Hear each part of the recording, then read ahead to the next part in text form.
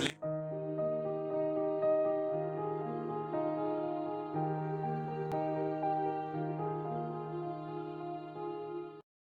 this week's Parshat, we have a very interesting question that needs to be addressed.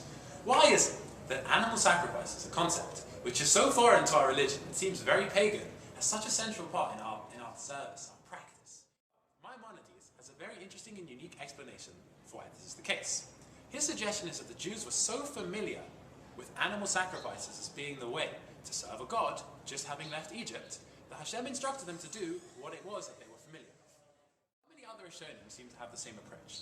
So it's worthwhile looking at other examples of offerings in the Torah to try and gauge what's really going on here. The first instance in the Torah where we see offerings being given is Cain and Abel. Cain and Abel are both instructed to present an offering to God. As a result, Cain kills Abel because Abel gives a better offering. Cain becomes jealous of the favor that God shows towards Abel. Now, what was their motivation for giving these offerings? If you look in the Pasukim, it seems to be that they were giving it out of thanks, out of praise to God. Now, the other religion in the world, which seems to have the same kind of concept of offering so prevalent in it, is Christianity. But for them, there's a very different axiom in play.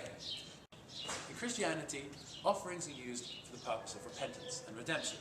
In Judaism, we don't rely on that. For us, it's definitely more focused on showing thanks and appreciation to all the things which God gives us. A diuk, a textual piece of evidence that we can make to illustrate this point, is that within the Hebrew word for a korban, an offering, the root word karov means to come close.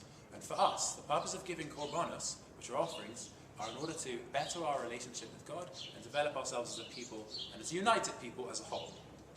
Nowadays, unfortunately, we don't have our holy temple in order to be able to do the offerings as would be done in the days of old.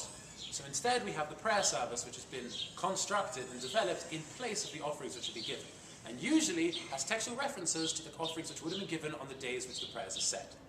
For us, in order to connect to our God in the way that our ancestors did through offerings, we rely on these prayers to achieve the same effect. It's therefore really important that we put a great emphasis on the amount of effort we put in when we daven in shul. And I want to wish everyone a wonderful Shabbos.